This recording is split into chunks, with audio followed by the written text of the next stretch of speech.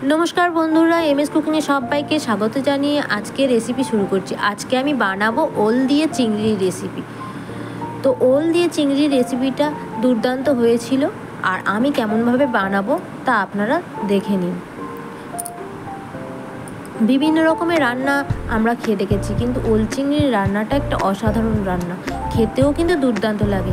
তো ভিডিওটি ভালো লাগলে লাইক কমেন্ট শেয়ার করবেন, আর নতুন কোনো বন্ধু হয়ে থাকলে চ্যানেলটিকে সাবস্ক্রাইব করবেন। তো দেখে নেওয়া যাক। তো আমি এখানে ওলটা চৌকো চৌকো করে কেটে নিয়েছি। এখানে আমি পুকুরের চিংড়ি 100 গ্রাম ছাড়িয়ে নিয়েছি আর টমেটো কেটে নিয়েছি। আমি রান্নাটি এবারে সরিষার তেলে করব। আমি এখানে পরিমাণ মতো তেল দিয়েছি, 5 ফোড়ন, একটা শুকনো লঙ্কা, একটা তেজপাতা ফোড়ন দিয়েছি।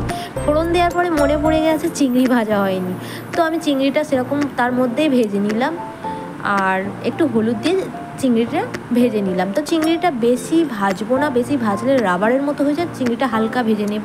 তারপরে আমি ওল আর আলুগুলো দিয়ে ভালো করে ভেজে ভেজে নেব।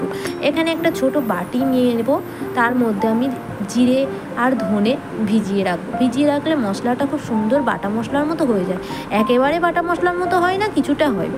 তো এবার আমি ভালো করে ওল আর আলুগুলোকে ভাজা ভাজা করে নেব। একটা ছোট্ট মতো টমেটো চৌকো চৌকো করে কেটে দিলাম আর নুন দিয়ে ভালো করে ওল আর আলুটা ভেজে নেব। একটু একটু করে নেড়ে নিচ্ছি, গ্যাসটা মিডিয়াম ফ্লেমের মধ্যে রেখেছি। তো ওল আর আলুটা ভালো করে ভাজা ভাজা করে নেব।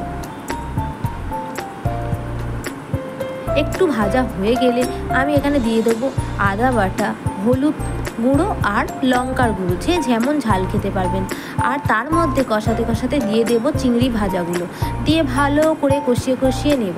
কালারটা কিন্তু দুর্দান্ত এসেছে, আপনারা এরকমভাবে অবশ্যই একবার করে দেখবেন। আর আমি এটা কষানো হয়ে গেছে, তারপরে আমি এর মধ্যে গরম জল দিয়ে দিয়েছি।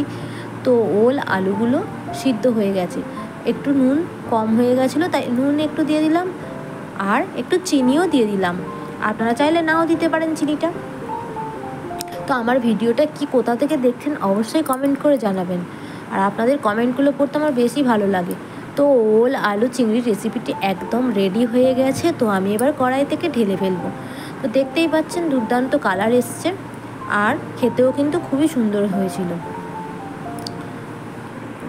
তো ভিডিওটি ভালো লাগলে লাইক কমেন্ট শেয়ার করবেন, আর ভালো থাকবেন আর সবাইকে ভালো রাখবেন।